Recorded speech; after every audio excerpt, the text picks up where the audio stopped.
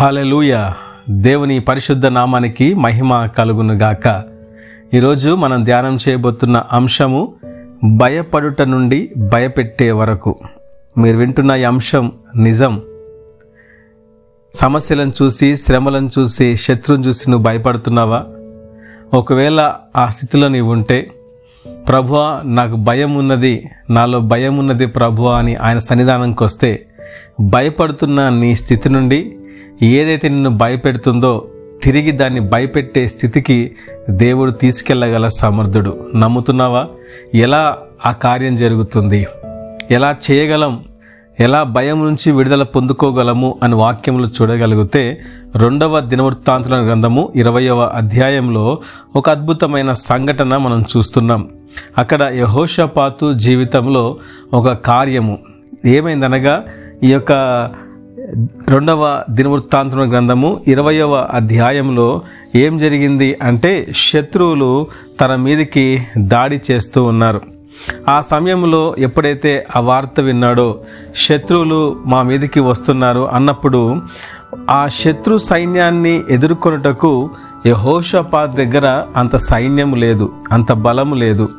ఎవరా శత్రువులు అంటే అమ్మోనీయులు, మోయాబీలు, మోయోనీయులు, అంటే ఆ కొందరు దండెత్తి యెహోషాపాతు మీదకి వచ్చినట్టుగా వాక్యంలో మనం చూస్తూ ఉన్నాం. వీరందరూ వచ్చినప్పుడు వారిని ఎదుర్కోలేక యెహోషాపాతు ఒక ఉపవాస దినమును ప్రకటించాడు. 3వ వచనాన్ని గమనిస్తే, అందుకు యెహోషాపాతు భయపడి యెహోవా యొద్ద విచారించుటకు మనసు నిలుపుకొని యూదా అంతటా ఉపవాస దినము ఆచరింపవలనని చాటింపగా అనే వాక్యాన్ని మనం చూస్తున్నాం. యెహోషాపాతు 20వ అధ్యాయము 3వ వచనంలో భయపడ్డాడు. శత్రువుని చూసి భయపడ్డాడు. భయపడి చేతులు ఎత్తలేదు, కానీ ఆ భయములో దేవుని దగ్గరికి వచ్చాడు. దేవుని దగ్గర ఉపవాసం ఉండి ఆయన ప్రార్థన చేస్తూ ఉన్నాడు. దేవుని దగ్గర విన్నవించుకుంటున్నాడు, ప్రభువా నీవు ఎన్ని అద్భుత కార్యాలు జరిగించావు, ఐగుప్తు నుంచి ప్రభుని విడిపించింది నీవే, శత్రువుల నుంచి ప్రభు జయమించింది నీవే. అయితే ఈ సమయంలో మరి ఏం చేయాలి అని ప్రార్థన చేస్తూ ఉన్నాడు. 12వ వచనాన్ని గమనిస్తే, మా దేవా నీవు వారికి తీర్పు తీర్చవా, మా మీదికి వచ్చి గొప్ప సైన్యముతో యుద్ధము చేయుటకు మాకు శక్తి చాలదు, ఏమి చేయుటకును మాకు తోచదు, నీవే మాకు దిక్కు అని ప్రార్థన చేశాడు. చాలా ఓపెన్గా ఆయన ఒప్పుకుంటున్నాడు, నా దగ్గర ఆ శక్తి లేదు, ఇప్పుడు ఏం చేయాలో నాకు అర్థం కావట్లేదు. ఈయన 10 మంది కూర్చోనో, లేకపోతే ఆ రాజ్యంలో పెద్దలను అక్కడ కూర్చోబెట్టి ఏంటి మన పరిస్థితి ఇలా అయిపోయింది అని ఆయన అక్కడ వాళ్ళతో మాట్లాడలేడు. ఈయన దేవునితో అంటున్నాడు, ప్రభా ఇప్పుడు నాకు శక్తి లేదంతా, ఏం చేయాలో అర్థం కావట్లేదు అని ప్రార్థన చేసినప్పుడు దేవుడు అక్కడున్న యెహజీయేలు అనే ఒక వ్యక్తి ద్వారా, ఆ ప్రవక్త ద్వారా దేవుడు ఒక అద్భుతమైన విషయాన్ని మాట్లాడాడు. ఏమనంటే 15వ వచనాన్ని గమనిస్తే, యూదా వారలారా, యెరూషలేము కాపురస్తులారా, యెహోషాపాతు రాజా మీరందరూ ఆలకించుడి.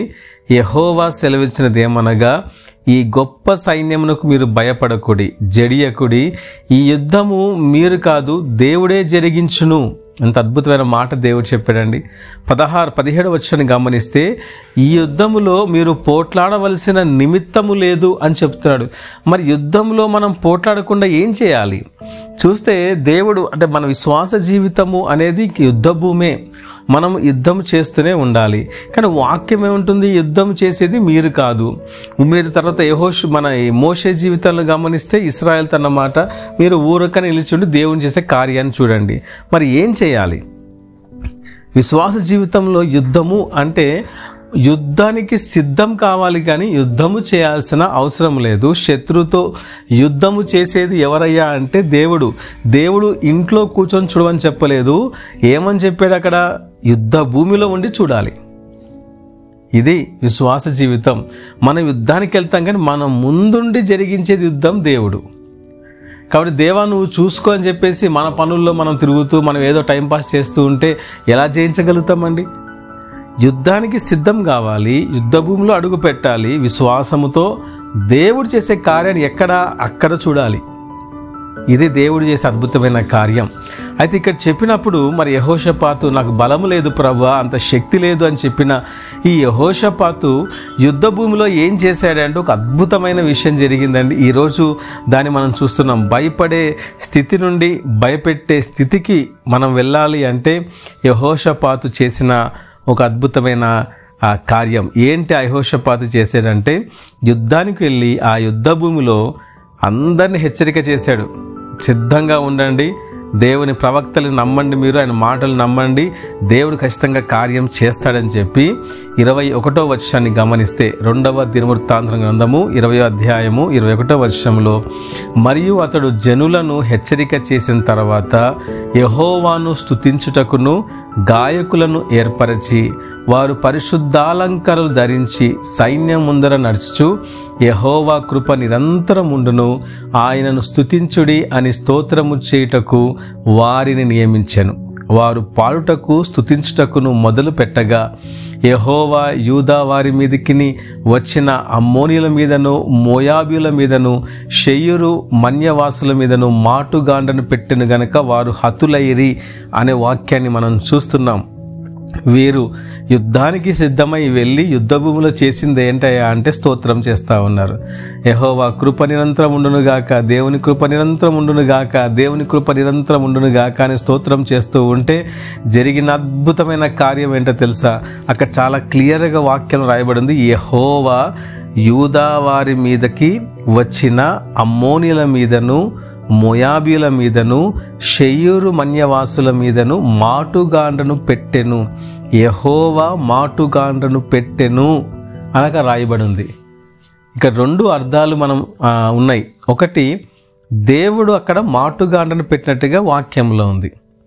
ఒకటి, ఈ యొక్క శత్రువులు, ఈ మోయాబీలు, అమ్మోనీలు, మొయోనీలు వీళ్ళు ఏం చేశారయ్యా అంటే, ఒకవేళ ఇంకొక అర్థం ఏంటంటే వారే అక్కడ మాటుగాండ్రని పెట్టారు అనుకుందాం. యుద్ధం జరుగుతూ ఉన్నప్పుడు దేవుడు అక్కడ కొంచెం గలిబిలిని క్రియేట్ చేసినప్పుడు వాళ్ళు పెట్టిన మాటుగాండ్రే కన్ఫ్యూజ్ అయిపోయి వాళ్ళనే చంపేసుకున్నారు అనుకోవచ్చు. రెండవది, నిజముగా దేవుడే అక్కడ మాటుగాండ్రని పెట్టాడు, తన దూతలను పెట్టాడు. చాలా సందర్భాలు చూసాం, దేవుడు దూతలను పంపించి యుద్ధానికి పంపించి విజయాన్ని ఇచ్చినట్టుగా దూతలు యుద్ధం చేసినట్టు చూసాం మనం. ఆయన దూతలనే పెట్టి ఉండొచ్చు అక్కడ. కాబట్టి ఇక్కడ అంత బలము లేదు ప్రభా, నాకు ఏం చేయాలో అర్థం కావట్లేదని దేవుని మొరపెట్టినప్పుడు వీరు దేవుణ్ణి స్తుతిస్తూ ఉండగా దేవుడు అక్కడ మాటుగాండ్రను పెట్టి అక్కడ శత్రువు పైన విజయాన్ని ఇచ్చాడు. అందుకే అక్కడ ఆ లోయకి ఒక పేరు పెట్టారు, బెరాకా లోయ అని పెట్టారు. బెరాకా అంటే స్తుతి లోయ. ఎందుకంటే దేవుని స్తుతిస్తుండగా అక్కడ విజయం వచ్చింది. ఎంత అద్భుతమైన కార్యం! ఇక్కడ మనం వాక్యాన్ని చూస్తే 28-29 వచనాలు గమనిస్తే, వారు యెరూషలేములో ఉన్న యెహోవా మందిరమునకు స్వరమండలములను సితారాలను వాయించుచు బూరలు ఊదుచు వచ్చిరి. ఇశ్రాయేలు శత్రువుతో యెహోవా యుద్ధము చేసినని దేశముల రాజ్యముల వారందరూ వినగా దేవుని భయము వారి మీదికి వచ్చెను. 20వ అధ్యాయము 3వ వచనంలో యెహోషాపాతు భయపడ్డాడు. 20వ అధ్యాయము 29వ వచనంలో శత్రువుతో పాటుగా చుట్టూ ఉన్న దేశస్తులందరూ భయపడ్డారు. భయపడ్డ స్థితి నుండి భయపెట్టే స్థితికి వచ్చాడు యెహోషాపాతు, కేవలము దేవుణ్ణి స్తుతించటం వలన. ఇది అద్భుతమైన కార్యం. సౌలు దావీదును చంపటానికి సైనికులను ఇంటికి పంపించినప్పుడు 59వ కీర్తనలో ఉంటుంది, ఆ పైన చిన్న అక్షరంతో రాసి ఉంటుంది, బయట శత్రువులు, సౌలు మనుషులు, సైనికులు తిరుగుతున్నారు దావీదును పట్టుకోవటానికి. లోపల మీకాలు తనని ఆ గోడగుండగా ఆయన దింపి తప్పించుకొని పారిపోని పంపిస్తుంది. ఈ సందర్భంలో బయట సౌలు సైనికులు తిరుగుతూ ఉన్నప్పుడు లోపల దావీదు కూర్చొని ఎడవలేదు. లోపల దావీదు కూర్చొని నిరుత్సాహపడుతూ నా పరిస్థితి ఇలా అయిపోయింది ఏంటి, దేవుని నమ్ముకుంటే ఇంతేనా జరిగేది అని అనలేదు. 59వ కీర్తన ఆ సిచ్యువేషన్లో రాశాడు. శత్రువు బయట ఉన్నప్పుడు లోపల దావీదు కీర్తన రాస్తున్నాడు. ఎంత గొప్ప విశ్వాసం అండి! శత్రువులు గుమ్ముగుడినప్పుడు, శత్రువు దండెత్తి వచ్చినప్పుడు యెహోషాపాతు నిలబడి పాటలు పాడుతూ ఉన్నాడు. ఇది అద్భుతమైన కార్యం. ఇంకొక విషయాన్ని గమనిస్తే అపోస్తల కార్యం 16వ అధ్యాయము మనందరికీ తెలిసిన మాట 23, 24, 25, 26 వచనాల్లో వారు చాలా దెబ్బలు కొట్టి వారిని చెరసాల్లో వేసి భద్రముగా కనిపెట్టవాలని చెరసాల నాయకుని ఆజ్ఞాపించిరి. ఎవరు? పౌలు, సీలల్ని. అతడు అటు ఆజ్ఞ పొంది వారిని లోపల చెరసాల త్రోసి వారి కాళ్లకు బొండ వేసి బిగించెను. అయితే మధ్యరాత్రి వేళ పౌలును సీలయు దేవునికి ప్రార్థించుచు కీర్తనలు పాడుచుండిరి, ఖైదీలు వినుచుండిరి. అప్పుడు అకస్మాత్తుగా మామూలు భూకంపం కాదు, మహా భూకంపము కలిగెను, చెరసాల పునాదులు అదిరేను అని వాక్యాన్ని మనం చూస్తున్నాం. చెరసాల పునాదులు అదిరే అంట. ఆ చెరసాల డోర్స్ అన్నీ కూడా ఓపెన్ అయిపోయాయంట. మహా భూకంపము కలిగెను అని మనం చూస్తున్నాం. క్లియర్గా వాక్యం, మహా భూకంపము. అక్కడ టర్కీలో భూకంపం వస్తే కొన్ని వేల మంది చనిపోయారు. భూకంపాలు వచ్చిన ప్రతి చోట అనేక మంది చనిపెట్టి మనం చూస్తున్నాం. కానీ బైబిల్లో దేవుణ్ణి స్తుతిస్తుండగా వచ్చిన భూకంపాన్ని చూస్తే చచ్చిపోవటం కాదు, చచ్చిన మనుషులు బతికారు యేసు నామములో. ఇది దేవుడు చేసిన అద్భుతమైన కార్యం. అక్కడ మామూలుగా లోకంలో భూకంపం మనుషులను చంపుతుంటే ప్రార్థిస్తుండగా స్తుతిస్తుండగా భూమి అదిరిని చూశారు, భూకంపం వచ్చింది చూశారు. ఇది మనుషులను చంపలేదు, చచ్చిన మనుషుల్ని రక్షణలోకి నడిపించింది. ఆనాడు పౌలు, సీలలు ప్రార్థన చేస్తుండగా స్తుతిస్తుండగా భూకంపం వస్తే అక్కడ ఏం జరిగింది అంటే ఆ చెరసాల ఒక అధిపతి, ఆ చెరసాలను భద్రంగా కాపాడే ఆ కావలివారు అక్కడ రక్షణ పొందినట్టుగా మనం చూస్తూ ఉన్నాం. ఎంత గొప్ప కార్యము! అపోస్తల కార్యం 4వ అధ్యాయం 31వ వచనాన్ని గమనిస్తే వారు ప్రార్థన చేయగానే వారి కూడి ఉన్న చోటు కంపించెను అనుంది. అపోస్తుల్ని బెదిరించారు. పౌలును, పేతురును, యోహాను, యాకోబును వాళ్ళని బెదిరించి ఈ నామమును బట్టి మీరు ఇంకెక్కడను బోధించకూడదు అని, యేసు నామమును బట్టి మీరు బోధించకూడదని వాళ్ళు బెదిరించి కొట్టి పంపించినప్పుడు వాళ్ళు ప్రార్థన చేసి, ప్రభా ఈ విధంగా మమ్మల్ని బెదిరిస్తున్నారు ప్రభా అని ప్రార్థన చేసినప్పుడు నీ వాక్యం ధైర్యంతో ప్రకటించుటకు మమ్మల్ని బలపరచు అన్నప్పుడు ఆ అపోస్తల కార్యం 4వ అధ్యాయం 31వ వచనం వారు ప్రార్థన చేయగానే వారి కూడిన చోటు కంపించెను అనే మాటను మనం చూస్తున్నాం. ఆ కంపించినప్పుడు చచ్చిపోలేదు కానీ వారందరూ పరిశుద్ధాత్మతో నింపబడ్డారంట. ఎంత గొప్ప కార్యము! ఇది దేవుడు చేసే కార్యం. నీవు భయపడుతూ ఉండొచ్చు. సమస్యలను చూసి భయపడుతున్నావా? శత్రువుని చూసి భయపడుతున్నావా? నీ ముందున్న ప్రతి ఒక్క శ్రమలను చూసి భయపడుతున్నావా? భయపడుతుంటే ఎందుకు ఈ బాధ, ఎందుకు ఇన్న కష్టాలు నాకే వస్తున్నాయి, నేనేం తప్పు చేశాను, ఎవరికి అన్యాయం చేశాను, ప్రభువా నేను ఎప్పుడు మోసం చేయలేదు కదా, నన్ను ఎందుకు శ్రమ పెడుతున్నావు? ఈ ప్రశ్నలు వేయద్దు. యెహోషాపాతు వలె, దావీదు వలె, అపోస్తుల వలె, పౌలు వలె ప్రార్థన చేయి. స్తుతి చెల్లించి దేవునికి కీర్తనలు పాడు. ఆ శ్రమలో కూర్చొని ఆ భయములో దేవుని దగ్గర ఒక కీర్తనలు పాడు. నీ నోట ప్రభువా యెహోవా కృప నిరంతరముండును గాక. నా గానము ఆయనే, నా కోట ఆయనే, నా దుర్గము ఆయనే, నా ఆశ్రయ దుర్గము ఆయనే, శత్రువుంచి విడిపించేది నీవే ప్రభువా. ఈ సమయంలో నీవు తప్ప ఎవరు కార్యము చేయగలడు? పాటలు పాడు, దేవుణ్ణి స్తుతించు. అప్పుడు దేవుడు శత్రువుకి బుద్ధి చెబుతాడు. దేవుడు దేనికైతే నువ్వు చూసి భయపడుతున్నావో, దేని చూసి భయపడుతున్నావో దాన్ని భయపెట్టే స్థితికి దేవుడిని తీసుకొస్తాడు. ఇటువంటి అద్భుత కార్యము నీ జీవితంలో జరగాలి, నీవు చూడాలి అంటే నీ నోరు తెరువు. విమర్శిస్తానికి, నిందిస్తానికి, ప్రశ్నిస్తానికి కాదు, స్తుతిస్తానికి నీ నోరు తెరువు. భయములో దేవుని స్తుతించు, భయములో దేవునికి ప్రార్థించు. భయపెట్టే స్థితికి దేవుడిని తీసుకెళ్తాడు. ఇటు మాటలు దేవుడు దీవించునుగాక.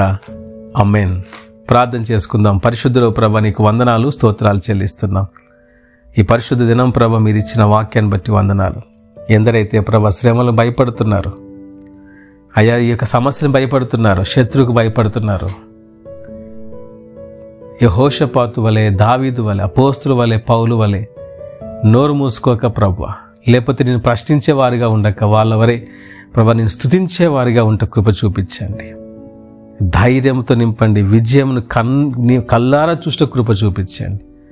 శత్రువుని ప్రభా నువ్వు ఓడించటం ప్రభా కళ్ళతో చూడాలి. అటు ధైర్యంతో నింపండి అయ్యా ప్రభా, నీ యొక్క శక్తితో నింపండి. ఈ వాక్యం విన్న ప్రతి ఒక్కరిని మీరు బలపరచండి, ధైర్యపరచండి, మండించండి, ఉజ్జీవింపచేయండి. నీ పరలోకం సంతోషం, సమాధానంతో నింపని ప్రార్థన చేస్తున్నాం. విన్న వాక్య హృదయలు ఫలింపచేయమని యేసు నామమున ప్రార్థిస్తున్నాం తండ్రి. ఆమేన్.